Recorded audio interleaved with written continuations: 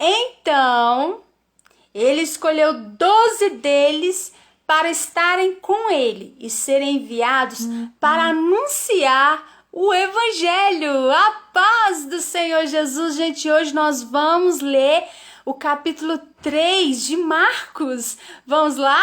Olha só, mas antes eu quero convidar você, pedir para você se inscrever na minha página, no meu canal do YouTube, que tem muita coisa linda de Jesus que vai abençoar a sua vida. Vamos lá? Vamos ler? Olha só, está escrito assim: enquanto estava em Cafarnaum, Jesus foi à sinagoga novamente e notou que havia ali um homem com uma mão aleijada. Olha aí. Visto que era sábado, os inimigos vigiavam Jesus de perto. Pensa bem o tanto de fariseu que tinha ali, gente, que perseguia Jesus. Os inimigos estavam ali, né? Vigiando ele de perto para ver o que ia acontecer. Olha só. Procurando um motivo para acusar Jesus. Olha só, né? A paz do Senhor, gente, olha só.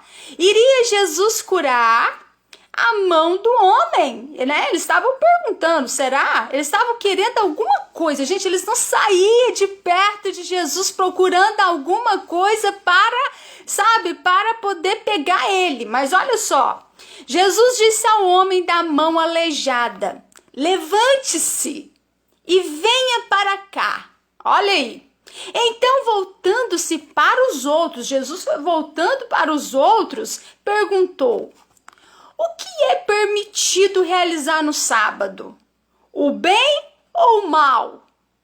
Salvar vidas ou destruir vidas? Porém, eles permaneceram em silêncio. Olha aí. Jesus olhou para os que estavam à sua volta. Olha só, Jesus olhou para os que estavam à sua volta e profundamente entristecido por causa do coração endurecido deles, e disse ao homem: estenda a mão. Olha só que lindo! E ele o fez. Olha só, e imediatamente a mão dele ficou curada. Olha só, e no mesmo instante os fariseus, porque tá cheio de fariseus, né? No mesmo instante os fariseus saíram e se encontraram com os herodianos a fim de discutir o plano para matar Jesus. Olha só, quando o papai falou assim, estenda a mão, às vezes a gente tem que profetizar aquilo que a gente quer ver.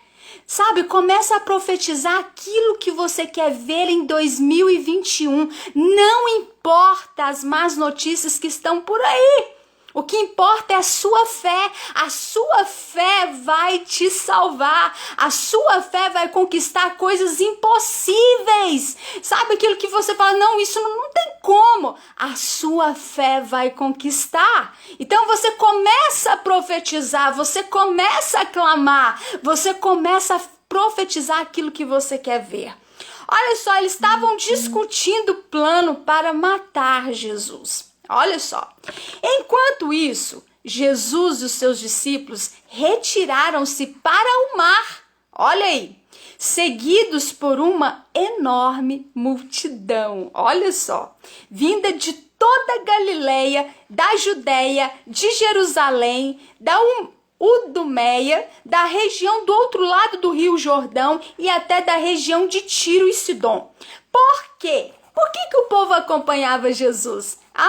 Por quê? Porque a notícia dos milagres, olha aí, dele havia se espalhado para longe e multidões vinham para ver Jesus com seus próprios olhos. Será que isso é real? Será que isso é verdade? Eu quero ir lá ver, porque ele cura aleijado, cura cego, cura todo mundo que tinha alguma enfermidade, ele curava todos. Então o povo ia atrás dele, multidões iam atrás dele para ver, né, com seus próprios olhos esses milagres. E hoje eu quero te falar, Jesus ainda cura. É só orar, buscar a Deus em oração.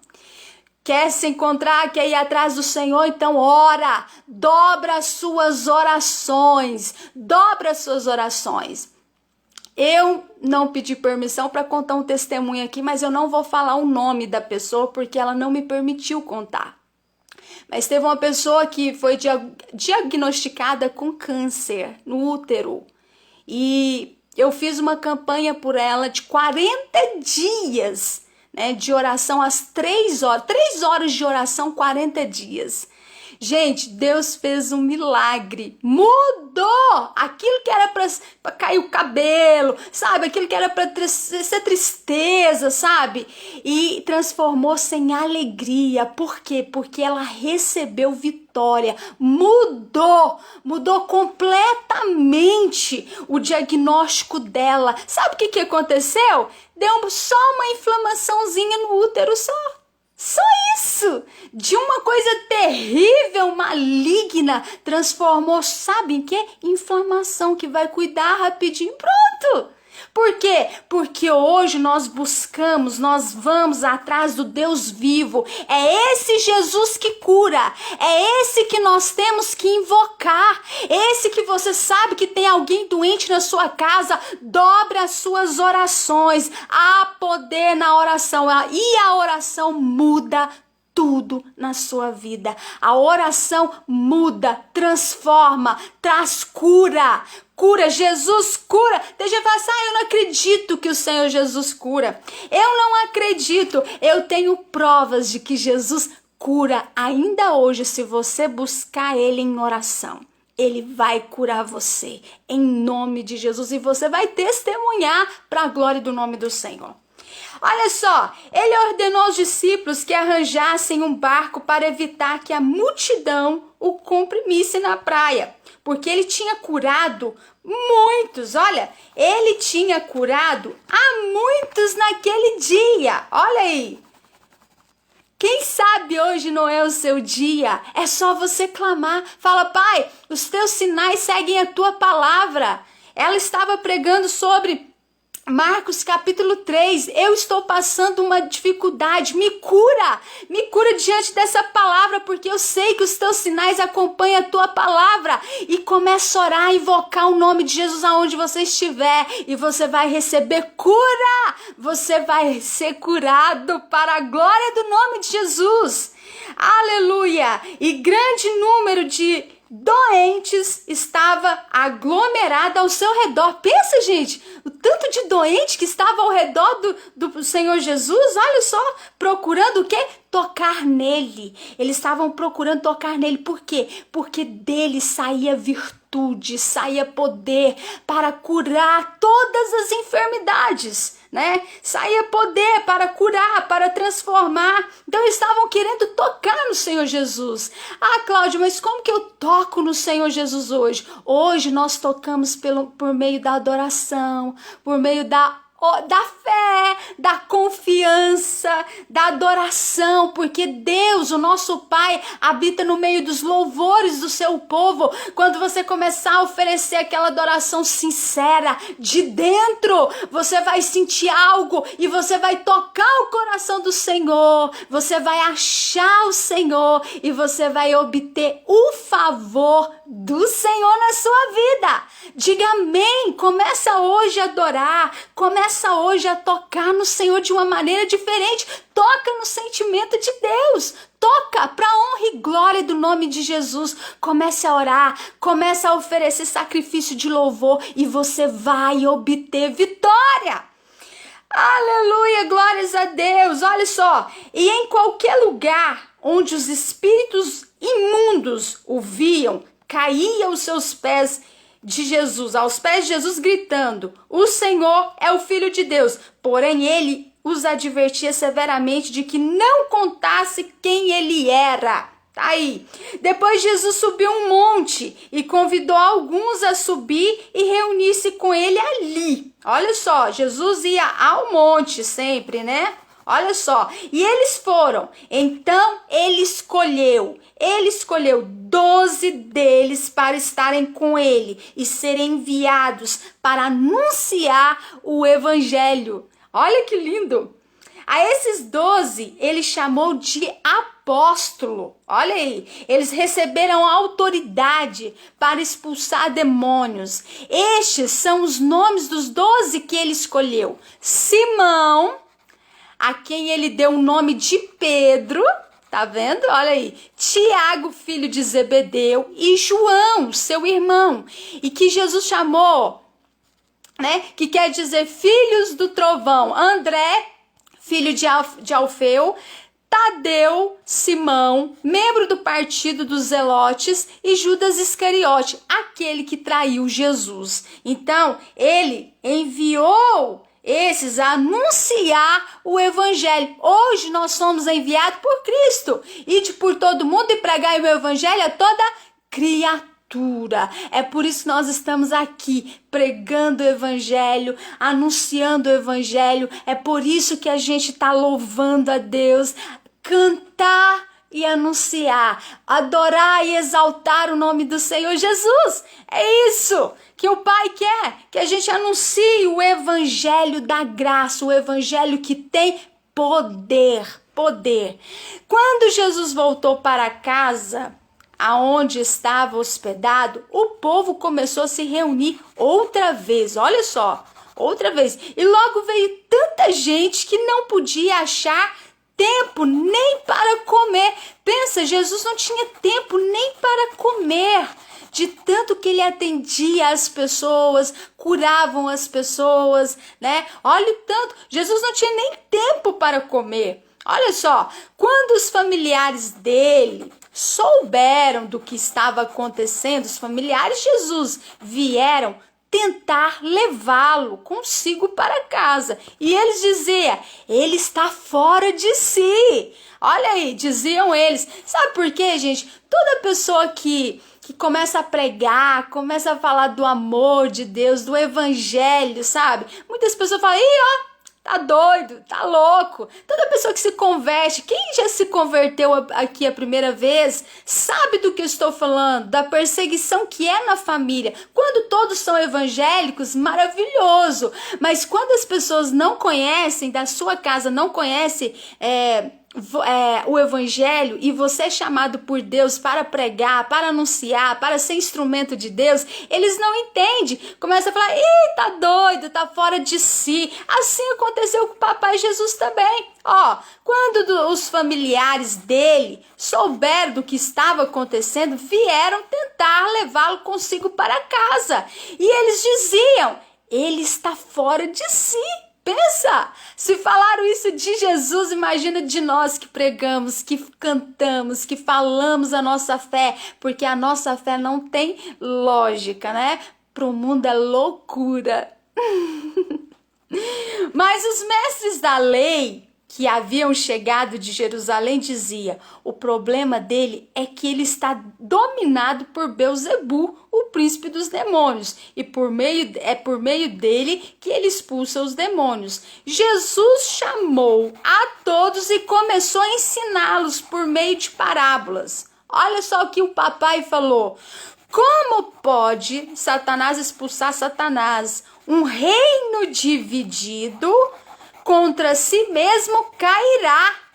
Uma casa, né? Uma casa que estiver dividida contra si mesmo, tá falando. Uma casa dividida contra si mesmo será destruída. Olha aí.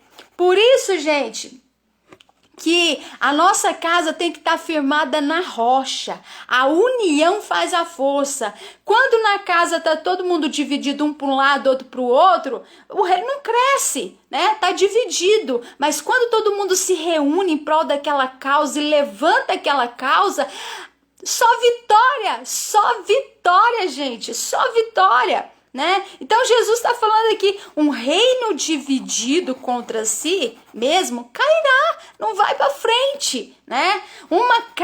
Se uma casa que estiver dividida contra si mesmo será destruída. Misericórdia, né? Da nossa casa tá tudo dividido, né? Para ser destruída? Não, nós temos que estar unidos na mesma fé, no mesmo Deus, né? Amando a palavra de Deus, exaltando o nome de Jesus, abençoando vidas, fazendo bem sem olhar a quem, né? E assim a gente vai o quê? Levantando e erguendo o nome do Senhor nesse mundo, nessa nação, porque o povo que conhece o seu Deus será forte e fará proezas. Sabia disso? O povo que conhece a Deus nada teme, porque o povo é forte, ele conhece a Deus, né? Aleluia, glórias a Deus. Olha só, e se Satanás está lutando contra si mesmo, como pode ele realizar qualquer coisa? Ele não subsistiria. Ninguém pode entrar na casa de um homem forte e levar os seus bens sem antes amarrá-lo. Olha aí. Somente então a sua casa poderá ser saqueada e roubada. Eu afirmo a vocês em verdade, qualquer pecado e blasfêmia do homem podem ser perdoados. Jesus falando, qualquer pecado e blasfêmia, né, do homem podem ser perdoados. Mas a blasfêmia contra o Espírito Santo nunca nessa vida e nem na outra será perdoada. Olha só, é um pecado eterno.